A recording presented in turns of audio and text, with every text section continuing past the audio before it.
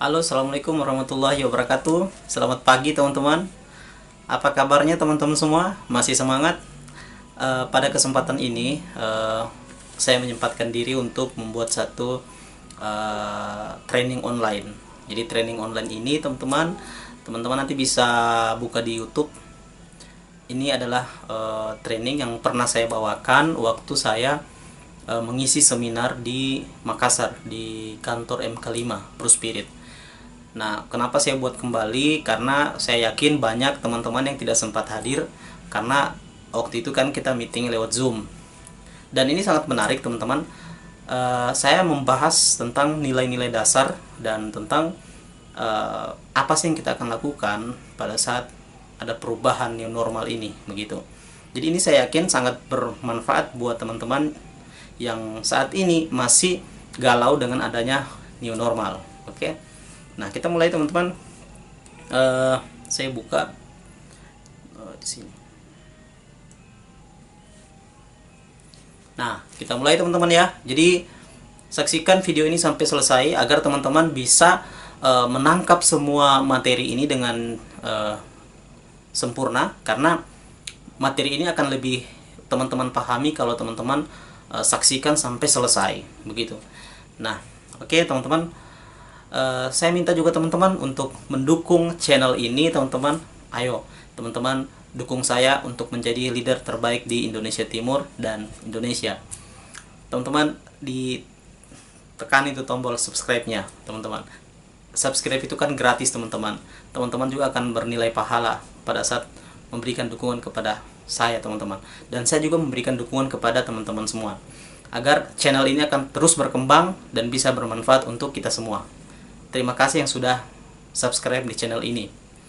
Nah, ini kita lanjut, tidak usah terlalu banyak berbicara. Kita masuk ke materinya. I love new normal. Jadi new normal ini teman-teman adalah saya memberikan satu motivation. Ini saya buat tanggal 29 Juni 2020. Jadi bincang bisnis new normal. Nah, pada saat ini kan banyak orang, kenapa ada banyak satu bisnis yang pada saat ini meledak, ya kan, seperti ya bisnis-bisnis farmasi, obat-obatan, apotik, kemudian bisnis online, kemudian bisnis aplikasi Gojek, Grab, itu semua meningkat teman-teman. Dan bisnis-bisnis pengiriman barang itu meningkat pesat. Kemudian ada juga bisnis yang artinya merayap. Nah, seperti bisnis yang paling berasa itu adalah bisnis travel, bisnis jalan-jalan ke luar negeri atau travel umroh. Itu kan mereka dibatasi atau belum bisa melakukan perjalanan, otomatis mereka sangat merasakan pada saat selama pandemi ini. Jadi bisnis pesawat terbang saja, Garuda saja mengalami penurunan gitu. Nah, tapi dalam sisi pada saat pandemi itu yakinlah pasti ada semua berpasangan teman-teman, ada yang hitam ada yang putih. Jadi pada saat ada kejadian pasti ada yang mengambil hikmah dari situ. Ada kejadian seperti kami di Palu tahun 2018 kemarin kita kena musibah gempa. Jadi teman-teman pada saat gempa ini kita juga ada hikmah yang kita ambil gitu, bahwa solidaritas itu luar biasa. Banyak orang dari luar negeri datang ke Palu untuk membantu kami waktu itu di Palu, yang luar biasa. Selama seminggu tidak ada jaringan, tidak ada listrik. Selama seminggu itu kita hidup seperti di hutan, teman-teman. Jadi alhamdulillah itu meningkatkan rasa kemanusiaan kita sebagai umat beragama. Dan solidaritas ini dijalankan bukan hanya agama saja, tapi seluruh umat yang ada di bumi ini saling bahu membahu, saling bekerja sama begitu menghadapi satu masalah. Nah, jadi teman-teman, apa yang kita lakukan pada saat ada new normal? Nah, sebenarnya teman-teman begini, sebelumnya saya juga mengucapkan saya sangat berduka cita dan saya sangat kita juga sama-sama berdoa semoga pada saat ini kita percaya bahwa Indonesia, negara kita yang kita cintai, insya Allah bisa melewati yang namanya pandemi ini di negara kita.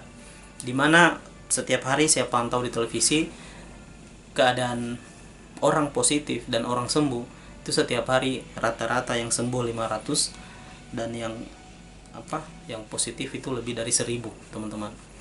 Ya, kita berdoa semoga pandemi ini cepat selesai. Kita berdoa juga semoga juga vaksinnya cepat ditemukan. Kita juga tidak tahu apakah ini ada hal apa di belakang pandemi ini, tapi kita sebagai orang awam ya kita mempersiapkan segala sesuatunya, karena kita tidak tahu apakah ada skenario di balik ini, kita nggak tahu. Yang penting kita sudah mempersiapkan yang terbaik, gitu teman-teman. Oke, kita lanjut. Nah, bersiap untuk masa depan. Jadi sebenarnya teman-teman, dalam kitab suci Al-Quran, Allah Subhanahu wa Ta'ala juga sudah berfirman di surah Ar-Ra'd ayat 11 yang bunyinya A'udzubillahi minasyaitonirrajim, Bismillahirrahmanirrahim. Innallaha la yughayyiru ma biqaumin hatta yughayyiru ma bi anfusihim. Yang artinya sesungguhnya Allah Subhanahu wa Ta'ala tidak akan merubah nasib suatu kaum sehingga mereka merubah keadaan yang ada pada diri mereka sendiri. Jadi artinya di sini kita tidak boleh menunggu keajaiban, gitu. Kita harus turut andil, kita harus secara sadar, secara sengaja mempersiapkan yang namanya masa depan. Kita tidak bisa menunggu yang namanya keajaiban untuk datang turun dari langit untuk membantu kita berubah. Tidak bisa. Dari zaman dulu juga, waktu di zaman teman-teman pasti ingat kan, perubahan besar pada saat saya waktu itu zaman masih kuliah, itu belum ada Grab tahun 2010. Tapi setelah kurang lebih 2 tahun setelah itu, 2012, 2013, sudah mulai muncul yang namanya Grab. Sudah mulai muncul kayaknya 2014 ya.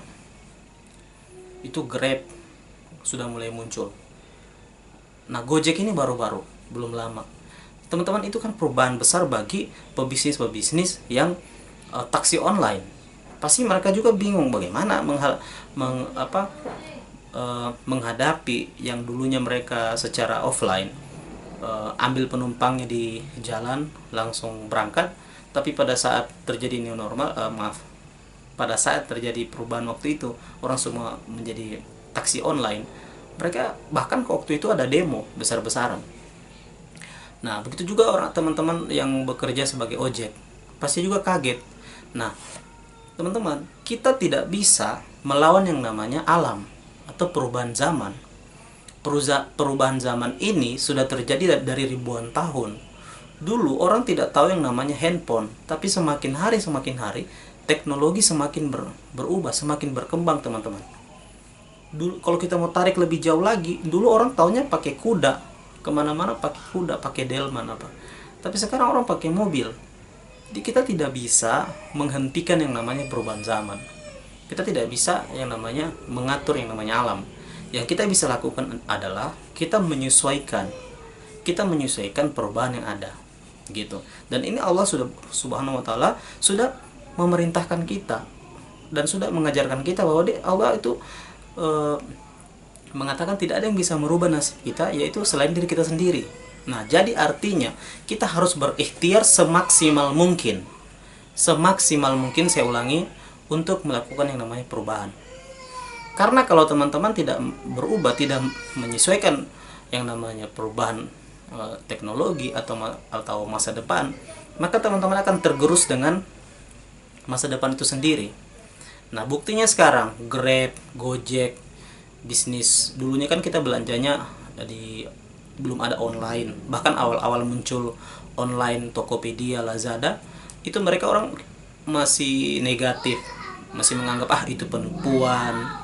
Bahkan belanja di Facebook waktu itu juga masih belum terlalu dipercaya masyarakat. Tapi lambat laun masyarakat semakin percaya bahwa belanja di Tokopedia, Lazada itu Shopee lebih aman begitu. Karena sudah terbukti bahwa banyak yang belanja barangnya bagus dan sampai ke rumah gitu. Dan juga sekarang pembelanjaan online dilindungi, teman-teman. Gitu. Jadi itu kan perubahan besar. Nah, otomatis bisnis tidak yang dulu akan mengalami juga yang namanya perubahan.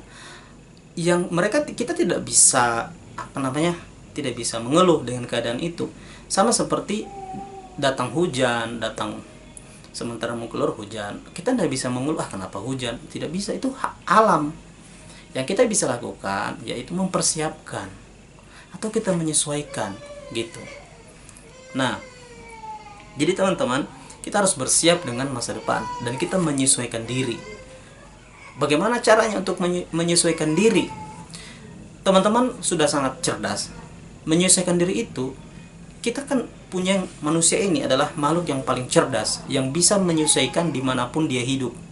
Karena manusia ini punya yang namanya otak yang tidak dimiliki makhluk lain, yang namanya neokortex. Neokortex ini, makanya jangan heran manusia bisa menciptakan segalanya. Bisa menciptakan pesawat terbang, bisa menciptakan internet, bisa menciptakan kamera. Semua manusia bisa ciptakan karena manusia ini punya analisa, punya pikiran yang hebat. Nah, mengapa orang tidak bisa berubah? Ini jadi pertanyaan. Mengapa orang tidak bisa saya malas untuk mengikuti perubahan. Yang pertama, karena orang itu masih pesimis akan masa depan, masih negatif. Maksudnya, kenapa seperti ini? Kenapa ada perubahan seperti ini? Saya mau seperti dulu saja.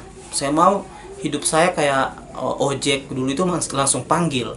Kenapa masih pakai HP? Mau buka Grab, mau buka Gojek itu lama gitu. Itu orang negatif. Padahal kan dengan adanya aplikasi kita lebih mudah untuk melakukan adanya teknologi itu sebenarnya memudahkan teman-teman. Jadi sebuah perubahan hebat itu bukan untuk menyusahkan manusia, memudahkan gitu.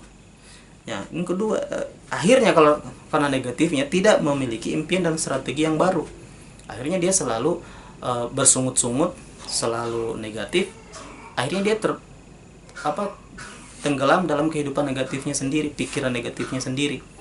Nah, akhirnya yang kedua, orang yang tidak bisa berubah karena dia takut bertindak. Dia tidak mau melakukan perubahan itu.